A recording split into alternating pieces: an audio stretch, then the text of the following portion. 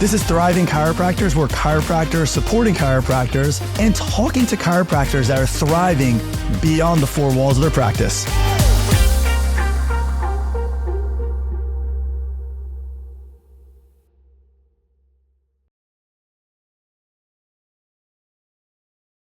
This is Dr. Austin Cohen with Thriving Chiros Podcast, hosted by Life Alumni Association. We're here with Dr. Bob Bacon over here in Atlanta as well, and super excited to talk to him. He's mentored a lot of chiropractors before, so this is gonna be a great conversation to have. And one thing we do with Thriving Chiros is help you not just survive, but also to thrive. So thanks for being here today, Dr. Bob. Oh, brother, it's a pleasure. Yeah, it's awesome. I mean, we kind of go right into it, by the way, just so you know, for these podcasts. Do it. And so one of the first questions we like to ask is, if you look back on your career as being a chiropractor, and you think of like a pivotal moment or a decision you made that kind of transformed you to the success you've had right now, what's some of the advice and something you would give back to everybody? Well, I'll tell you what, when you get done with school, we get out of there. And I was in a time when we had the D'Onofrios, these great mentors, Downs was in there and Rao, and they're still out there, but like they were getting their hands on. We had so much of hands-on and understanding what we did. I can remember the very first time I put my hands on somebody, adjusted their neck. I'm sure you can too.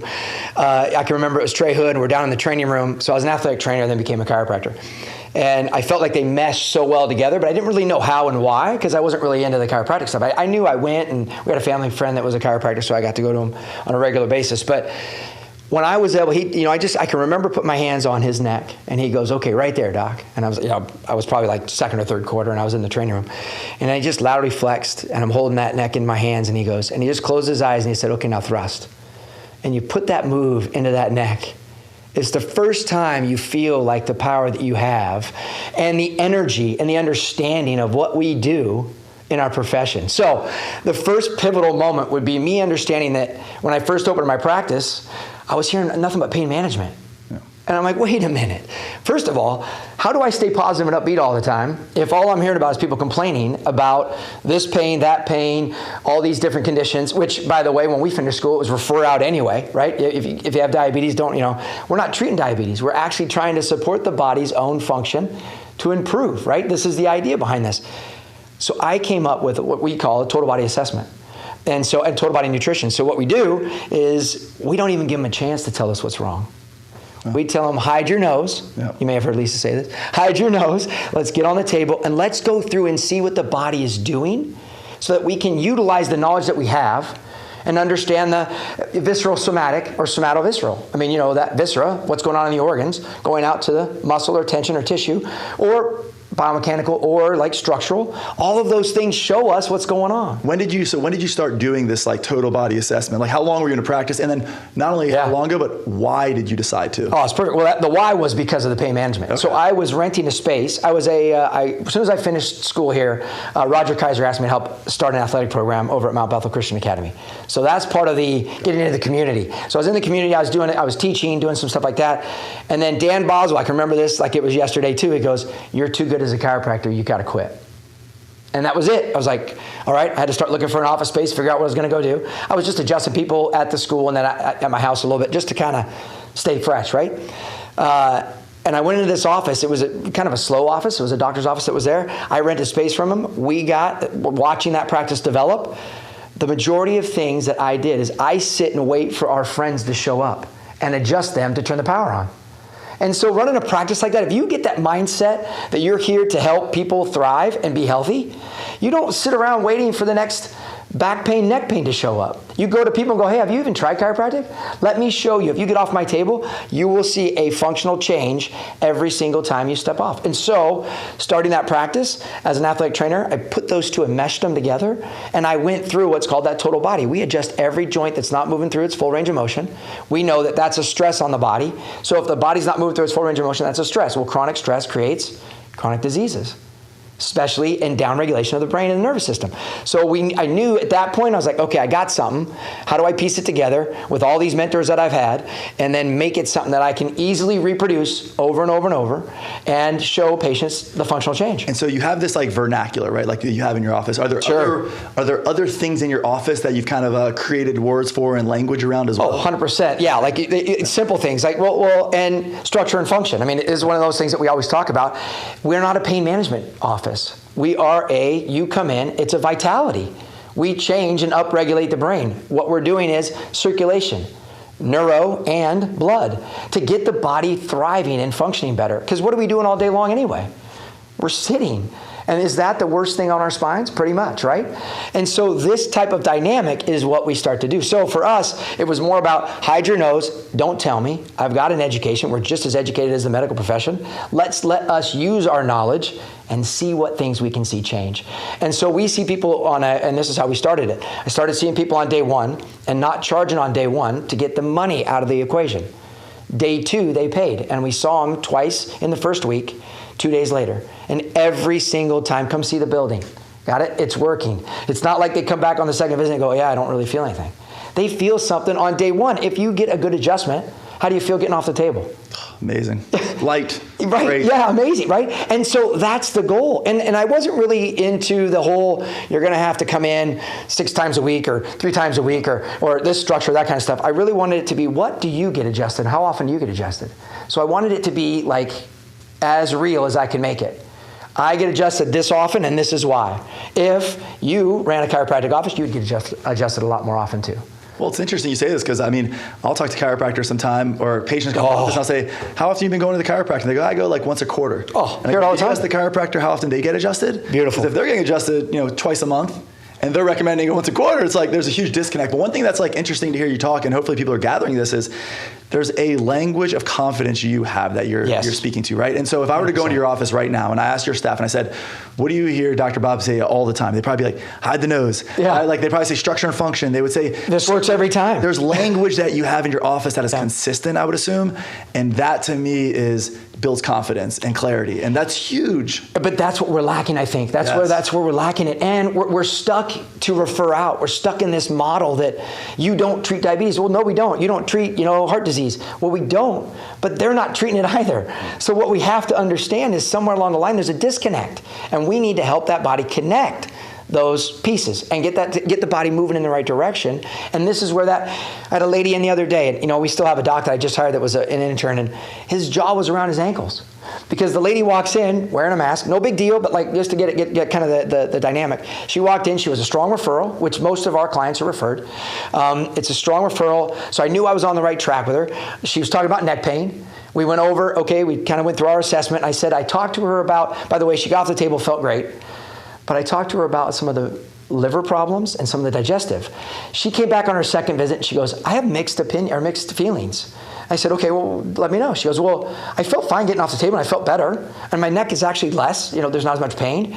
But I'm worried about my liver now. And I'm worried about my digestive system. And I stopped her and I said, well, then who should you have this conversation with? Well, one with us. But what else? The medications that you're on. I asked her about hot flashes. Well, I'm on a patch for that. I didn't have them. Well, that's the liver. If these doctors start to understand that there's a correlation between that visceral somatic and not just going, where do you hurt today? That's where these kids or these doctors, that's how you set yourself apart. I don't have to advertise or market. Well, I think it's interesting is you do assessment of 100 clinics that say they are subluxation-based wellness 100%. clinic, and you ask 100 patients in those offices, why do you come to this office? I would bet at least 70% of them would say, because they help my pain. Yeah. They help my back pain. My back, my neck. Yeah. Although the chiropractor thinks they have a wellness practice. But the reality is I don't think they do. And you mentioned earlier, you were talking about different mentors or people who, you've talked about it early on. If I were to pull up your Audible, your podcast, your books you're listening to right now, who are the people right now that you're looking up to and that you're listening to, and whether social media, whatever it is, it doesn't be chiropractors too, by the way, it can be anybody. Well, and that's what's neat about it, right? There's so many different avenues. There's some people out there, to me, it's not about one thing. And I don't just, I'm going to buckle down this weekend and read one book. I can't tell you the name of this one because it's one of these ones I got to really wrap my head around. But because some of it's so deep and entrancing that you get sucked in. And it's you have an idea what you're going, and all of a sudden you go, whoa, I didn't think of that. How does that relate to what we're doing? So the chestnuts, the mind, body, that kind of stuff. You got to eat, move, and think well. Those are great ideas and concepts. And D'Onofrio was always a big mentor of mine, but I still have some old recordings of him that I just watched and listened to those things all the time over and over. Where would people find that now? D'Onofrio stuff, by the way. Is there? Well, I think they're trying to, and the Y files, I teach for them, so I think they're coming back. I don't know how much more they're going to be doing of that, but these are all as students, partake in. But as doctors, we forget. We get in the office, we work, we struggle, we try to pay the bills, and then we leave on a weekend and we're like, I'm not doing anything. You know what I mean? And I think role modeling is one of the biggest things that we can do to help this profession. If you want somebody to be healthy, then lead them in that direction. Don't tell them to go skydiving. If they don't have to do too extreme, but just teach them. Eat, move, think, understand, function. Those things, getting adjusted on a regular basis, those are the aha moments that they need to experience. And that's what builds a practice. And I think not even just telling them what to do, right? Lead them. Be an example to your patients, right? I mean, it's funny. Sometimes my son, he'll be like, hey, Dad, you want to go for a run? I'm like, what? Yeah. And, but he does it because he sees me, right? Like, I don't tell him to work out. I don't tell him to eat healthy. I don't tell my kids to do anything. But they want to do these things because they see how my wife and I live our lives. And the same with our patients. Like, they're watching. Yeah. So if I'm over there. Oh, they're watching all the time. All the time, right? And patients, like, they just have their shifts. But I mean, they see us. And if we're out there, like, we're not working out, we're making excuses for why we can't work out, and we don't get adjusted ourselves. I mean, it's just such a major disconnect. Yeah, and I think that's one of the problems too, right? And success leaves clues. So people see you as successful. They go, well, what are you doing? I want to do that. And I want to get one more thing. Another thing that we listen to on a regular basis is Royal Lee. Like some of these, Royal Lee, some of these nutritional things from Standard Process. Like some of the concepts he was talking about way back in the 1960s. I mean, the soil's been depleted since 1936. So we know the minerals and nutrients aren't getting in. So the vitamins don't really matter until you get the minerals and nutrients in. So like understanding those things just makes you, and it keeps going back to, if we had more drugs and more surgery, are we healthier? No. Do we have more of that already? Yeah. So do we need more of this to change us? It's more about understanding what we're doing. And some of the things that we've been doing and beating our head against the wall are not getting us well. Yeah. This is where we, as chiropractors, need to step up. And I wish that, the mentors that we had, I think the students leaving now aren't getting that same kind of passion. They're almost stuck in a way where they don't really know who to turn to. We were there. I was there. I didn't really know how great this chiropractic how it was until we're in the trenches, brother. We're doing it every day. We're seeing it work. We're seeing these things kind of change people's lives, and the magnitude of which it changes them. That's the aha. Yeah. I would bet some of these names you're speaking of, by the way, that a lot of young students, actually, or young docs, may not even know, like Royal Lee, some of them may not even know who that is. Yeah. And, I remember being actually, it was Wisconsin, right? Yeah. At Fontaine. Yeah. I was up there one time and visiting, and I think going beyond just like how he led like the product quality, but also the business. To me, like that was so fascinating, how they have like partnerships with their neighbors to reduce having any like pesticides within their product. I mean, and that's it, right? And they've curated that community, as you do with your practice, as we do with our practice. It's a community-based, this is everybody, the majority of people we see, and we've got a board on our front door, right behind our front desk, that sits behind Tracy, that she's an amazing, like you create the environment that they want to be a part of anyway, that's been with us the whole time we've been in this office. And we have a window or a mirror that literally has all the new people that come in that week or that month. So every month we update it with nutrition, chiropractic, what we're doing. And it is about that community. They see their names up there. They see somebody else's name up there that they know. And that, I think, is the brilliance of really running a great practice and understanding little tidbits that they can understand that you want to share the success. You want these people to see and understand that everybody wants to be a part of this club. They don't realize it. Think about it. Do you want health? Do you want vitality? So does your patients. They're not, our society is dumbing down a little bit, which we know, but they know, they want to be healthy. They just don't know who to go to, and they've been going somewhere for a while, and it may not be working as well, and that's where we step in. And a lot of, a lot of the business people who I've been studying recently, actually the one thing they've been talking about is build community. And that is like, you look back in 2020, right? Like isolation, people were by themselves. It was the worst thing possible. Yeah, 100%. And, as time has gone on, what you're starting to find is that people are looking for connection. They're looking for community. They've always been. And that's it. Yeah. That's it. That's always been. I think maybe they realized it more. Well, during COVID for sure. Like 100%. How important it was to have like a tribe and people who are like you or that want to like kind of level up. For me, like, listen, during COVID, it really exposed like who my real friends are. Oh boy, I was just going to say that. That's it. Like who's my real community actually? maybe I'm not, my community is not what I thought it was. Yeah. Do you guys do core values by any chance, like at y'all's office? Or? Oh yeah, but the neat thing, like you were just saying, so to me, I'm racing to get to my office today. Like I'm here just to squeeze this in, only because it's so great to be there. Are you kidding me? Like I don't really, like great that I'm here and hanging out with you, but I'd rather be in my office because it's all like-minded people. They all understand what we're doing. They all talk about, like I got a text this morning from a guy who gave blood last weekend and his cholesterol was elevated. And I'm just a text going, hey, is that okay? But of course it is, because what time of the day did you give the cholesterol, or did you give your blood work, or give your blood? And it was like around 1. Well, you've been eating. So it's just, and it was like 220, right? That's not even high. However, in the media, above 200, we're worried about it. So it's like this community, like it's so much fun to be a part of it. My wife works there. We've got a dietitian. We've got, like the practice has just exploded into this thriving community of people wanting to be a part of being healthy. And I think one thing that's great is, and this is one thing I tell all young docs too as well, or even people who've been in the profession for a long time. I mean, I'm 15 years in, and I know you've been doing it a little longer than I have, but I mean, I love this profession now more than I did when I walked across that stage. There isn't a better time to be in this profession For sure. And they used to tell me, I remember back in school, they used to tell us that there's no better time to be in this. And I was like, what are y'all talking? Like, to me, I thought it was more of like a gimmicky comment, but now that I'm in, I'm like, man, I get it. I get what they were saying now. Yeah. This is and if anybody's out there right now like thinking I'm miserable, I'm not having fun, like reach out. Like we're talking community, people are having to reach out like to any of us. When is my phone off? Like let's go ahead, reach out. This is part of what we've done. And I think, having 40 some peak docs out there, like I just reached out to me the other day with some things that we're going through, and all of them, doc, whatever I can do to help out. Like it's just this amazing community, but we've also given. I mean, come on, in this profession, if you're not a giver, like you're in trouble. You all are. I mean, that's it. You have to give. That's how we get hurt. I mean, honestly, we're trying so hard to get something to move. We're trying so hard to do something for somebody. A shoulder, a back, or whatever. But understanding, I mean, we know this, the technique and what we do and how we take care of people, but that is the great chiropractors are the ones that are out there that are giving and in abundance. They are there for those docs that come in. Our door is always open. It's a revolving door. People are coming in all the time to see, to shadow. We had 2 physical therapists in there because we've got a reputation, and this is not my reputation, but we have 14 pregnant women in my practice right now that are all throughout their pregnancy. And I'm like, that's not. But if you took care of these kids at 16, 17, 18, all the way through, and now they're 26, 27, they're having kids, well, guess what? It's part of the evolution.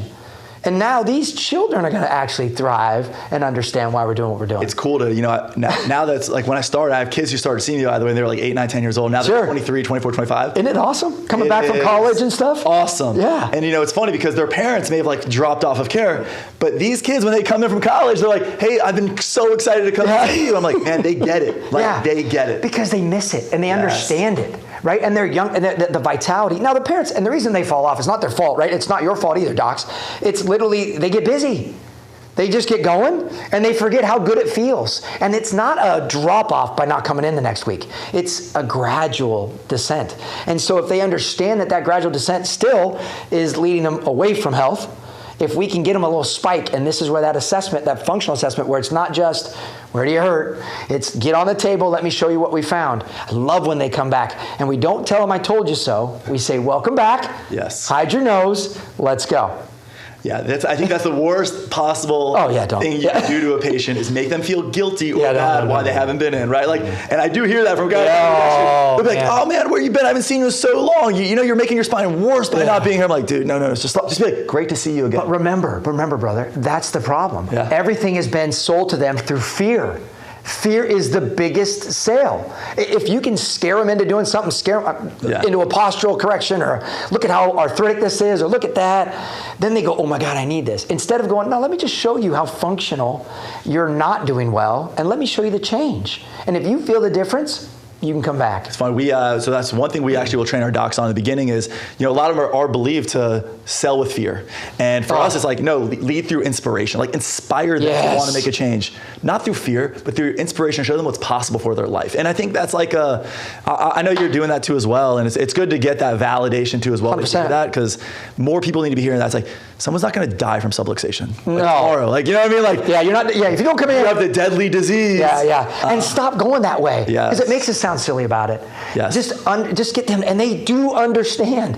We think they don't know what we know because we've been doing this for so long. They do understand function. They do understand health. They do understand eating a Snickers bar versus an apple. They know, but they want the Snickers bar. And they've seen their family, how like they've regressed in health and they don't want to go that direction. Oh, and they see it now too, right? And that's the powerful thing. I don't want to end up like my parents. That's what we hear all the time. And then, as we kind of wrap up, I think one of my best questions that I love to ask everybody is, what year did you graduate chiropractic school, by the way? 23. 2003. Okay, sorry, geez, 2003. Like, yes, I just graduated. I'm killing it. I'm just kidding. Crushing it. Yeah. So, what was that 21 years ago? So, if the 2024 version of yourself was like on the other side as the 2003 version is crossing the stage, Sid Williams is handing you your diploma. What does the 2024 version give to the 2003 version of Dr. Bob? Like, what advice are you giving that person? Wow. You know what you do? I would love to have had a mentor. We had great ones. No problem with that. That's amazing. But to be able to go, listen, this is how powerful this is. You hear about how powerful it is, but you don't get this knowledge and this much confidence until you watch it work over and over and over. And I would say to my younger self, I thought about that one. It's literally get in the trenches, get going, get started. You're not going to hurt anybody, even though at school they scare the crap out of you. Lawsuits, just unbelievable. Never had a suit. Never had any, nobody's ever, but you know why that is? Because I practice from here, but I use this. Mm-hmm. Got it? I'm using my heart to really go, what can I do to help you? And what can I do to really engage you to be well? And what can I do to help out and get you going in the right direction? So I think that's the biggest thing. Yeah, we actually get right. Yeah, it's amazing. But do care. Correct. Because they're looking for that. How many times do they go to their doctor or their other docs and all they do is look down? And they punch on the thing and then here's your drug. Yeah, I'm assuming you're telling me you're getting text messages, right? Like it's the same thing, right? Like we're getting constant it's all the time. And I wish, that's one of the things, and we had great mentors and stuff like that, but I wish I knew now what I know then, or I knew then what I know now, but you don't. You have to grind your teeth, you have to get in there, you have to be a part of it. And that's where I think even the Peak program, all that stuff, it needs to have that kind of, these doctors are not there to take notes and to just sit around and do nothing or whatever. They're there to get their hands on confident and chiropractic people that are already coming that are going, give me more, show me. And the patients know whether you've got confidence or not. They get past that. They sniff it. They do. Totally. Well, dude, thank you so much for doing this today. We really appreciate this, and we'll put your information in the show notes, by the way, where people can connect with you. Whether they'd love to. Instagram, websites, no all that'll be in all the show notes. So thank you guys so much for listening to Thriving Chiros, and we hope you have a great day.